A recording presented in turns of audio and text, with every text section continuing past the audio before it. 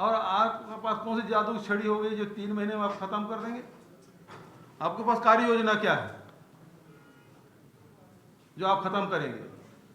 कि बॉर्डर में तो आपकी पुलिस जा नहीं पाएगी, वो किसके अधीन है? यदि बॉर्डर से आ रहा है और यदि सड़क मार्ग से यहां से आ रहे हैं तो राज्य सरकार 3 साल तक करती क्या रही?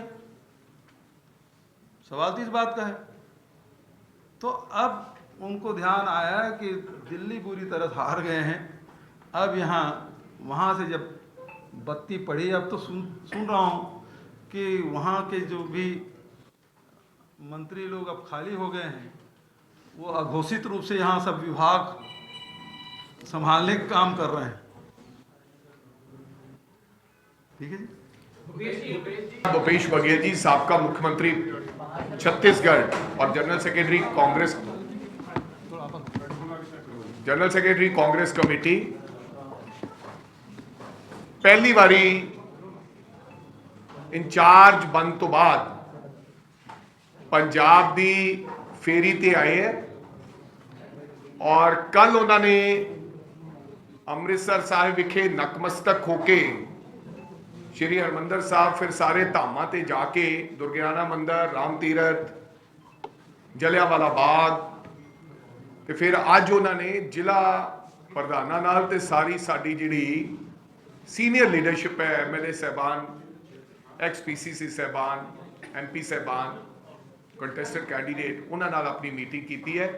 सो मैं बतौर कांग्रेस पार्टी का प्रधान होने के नाते और PCC प्रधान होने के नाते आपदे वल्लों, CLP लीडर सरदार प्रताप सिंह बाजवा साहब वल्लों और समुची कांग्रेस वल्लों उन्होंने जी आया आखते हैं। और मैं गुजारिश करूँगा कि भूपेश बघेल जी तुहानू सारिਆਂ ਨੂੰ ਹੁਣ संबोधन करें। भूपेश बघेल जी।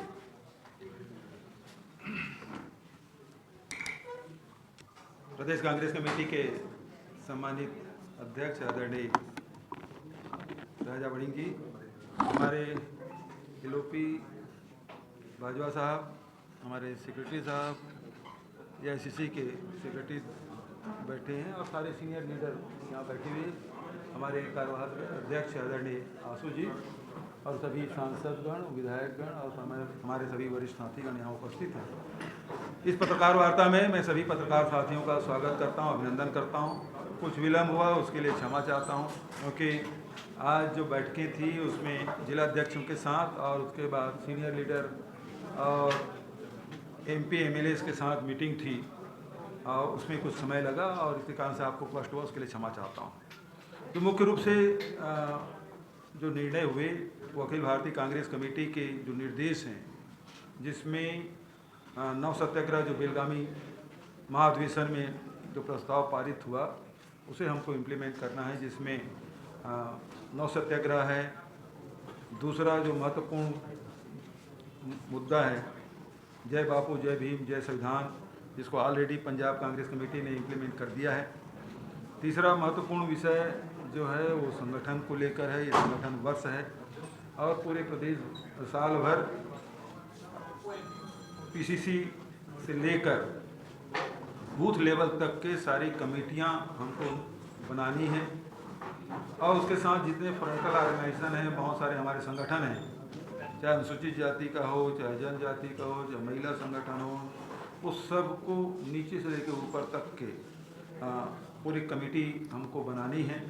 और चौथा जो महत्वपूर्ण बिंदु है, अभी जिस प्रकार से महाराष्ट्र में चुनाव में और दिल्ली के चुनाव में जो बातें आई कि वोटर लिस्ट में जो गड़बड़ियाँ होती है उस पर पैनी निगाह हमको रखनी है, तो उसके लिए भी हम लोगों को काम करना है। तो ये 4-5 बिंदु हैं जिसमें अखिल भारतीय कांग्रेस कमेटी ने जो निर्देश दिए हैं उसके हिसाब से हमको काम करना है। अगली बैठक जब भी होगी निश्चित रूप से प्रदेश के जो मुद्दे हैं उस पर चर्चा होके हमको आम जनता के बीच में भी किस प्रकार से जाना है, तो स्टेट लीडरशिप के साथ बैठकर सब सारे बिंदु तय हम लोग करेंगे। इस प्रकार से चर्चाएं आज हुई है। आप लोगों की तरफ से कोई सवाल हो तो सादर आमंत्रण।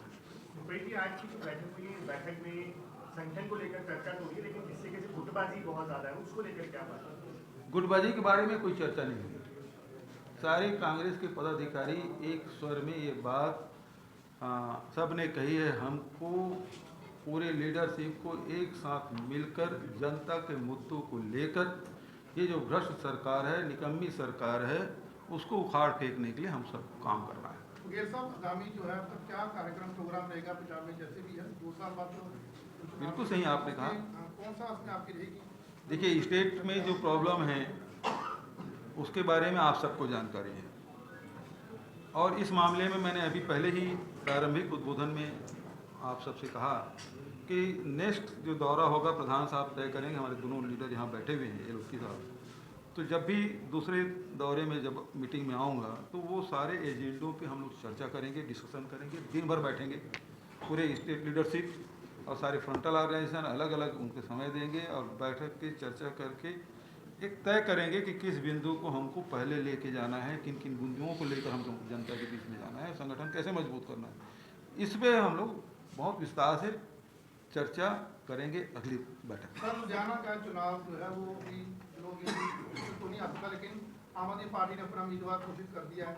आगे चुनाव वही है, देखा जाए उस पर लेके, क्योंकि आशु जी भी उसमें पहले चुनाव लड़ते थे, लेकिन अब कब तक अपना उम्मीदवार वो तो घोषित कर चुके हैं। देखिए, कांग्रेस पार्टी का क्या वो चुनाव भी हमारे लिए महत्वपूर्ण है और इस मामले में बहुत जल्दी स्टेट लीडरशिप नामों को तय करके जो केंद्रीय नेतृत्व है उसके पास ले जाएंगे।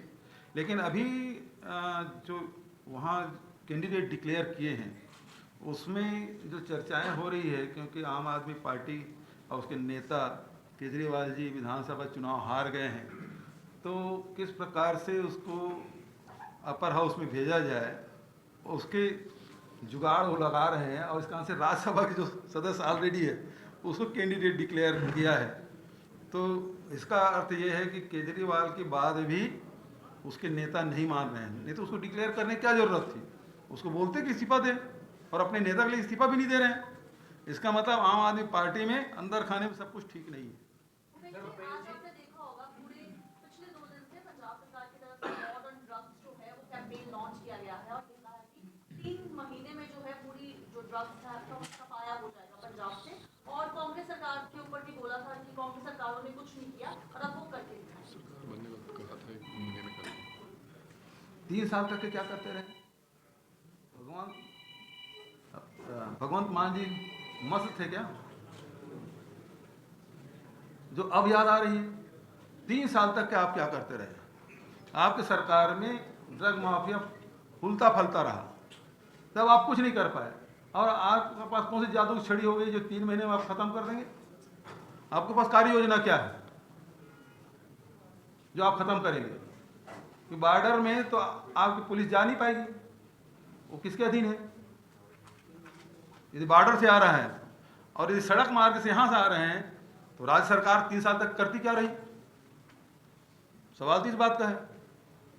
तो अब उनको ध्यान आया कि दिल्ली पूरी तरह से हार गए हैं, अब यहाँ वहाँ से जब बत्ती पड़ी, अब तो सुन रहा हूँ कि वहाँ के जो भी मंत्री लोग अब खाली हो गए हैं, वो अघोषित रूप से यहाँ सब विभाग संभालने का काम कर रहे हैं। ठीक है जी।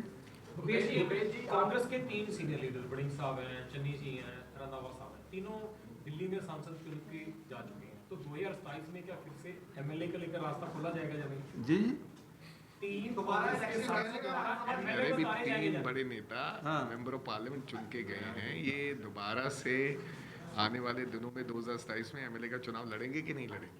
मतलब झगड़ा लड़ाने का काम पूरा कर रहे हो? अरे सांसद है, टेंशन देने का काम क्यों कर रहे हो? अभी सांसद हैं। अभी ये देखिए, ये मतलब काल्पनिक प्रश्न है और उसका कोई उत्तर नहीं बड़िंग होगा। साहब ने बहुत ध्यान से सुन लिया ना सवाल, मैं इसलिए पूछ रहा हूं। नहीं, वो मुझे समझाने के लिए कर रहा है। बड़ी चर्चाएं चल रही हैं कि पंजाब का प्रधान बदला जाएगा, कुछ ऐसा है चर्चा में है?